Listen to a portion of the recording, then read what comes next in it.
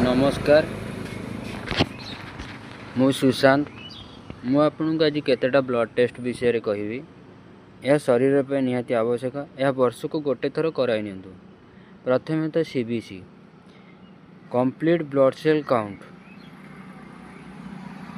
रक्तर गुणवत्ता हिमोग्लोबिन मात्रा एवं कौन सी सेल संक्रमण होइछि कि नहीं यह जांच करवा। लिपिड प्रोफाइल खराब कोलेस्ट्रॉल वृद्धि जो हृदरोगर आशंका यह जांच करने निहाती दरकार। एलएफटी लिवर फंक्शन टेस्ट यकृतर कार्यक्षमता और स्थिति जानिबा यह जांच करने निहाती दरकार। केएफटी किडनी फंक्शन टेस्ट वृक्कर कार्यक्षमता एवं शरीर अपजय पदार्थ को विसर्जन करने एवं यार स्थिति जानिबा।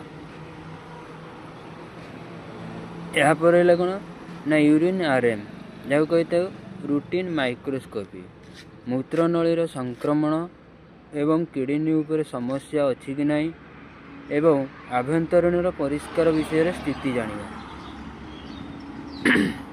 तापर ईसीजी जहाँ को कहते आम इलेक्ट्रोनिक्स कार्डियोग्राम यह करने द्वारा कौन होता है ना हृदयर धड़कन स्थिति जानिबा एवं यह 40 वर्ष ऊर्ध्व व्यक्ति यह जांच करने निहाती दरकार।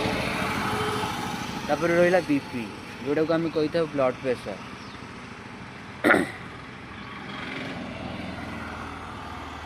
यह करने द्वारा कौन होता है ना आम किडनी उपर समस्या अच्छी कि नहीं हार्ट उपर समस्या अच्छी कि नहीं यह जानिबा एवं उच्च रक्तचाप द्वारा आम किडनी एवं हार्ट उपर प्रभाव पकई थाए मैंने यहाँ करवा निहाती आवश्यक।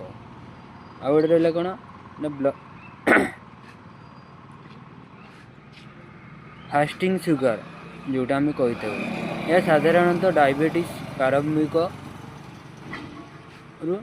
चिन्हट करवा जहाँ आम देह डायबिटीज अच्छी कि नहीं यह जानवा निहाती दरकार। यह करने द्वारा कौन होता है ना आम देह केते परिमाण सुगर अच्छी सुगर बढ़िले कौन होता है ना आमर अनेक समस्या देखा जाए आखि की देखा जाए ना किडनी समस्या देखा जाए अनेक प्रकार सिम्पटम देखा जाए तेणुक यह निहाती करवा जरूरी यह करे नहीं। वीडियोटी जब भल लगी है लाइक शेयर कमेंट एवं सब्सक्राइब करेंगे। रोची नेक्स्ट वीडियो रे आउ किसी आपन को सुनाई कहबी।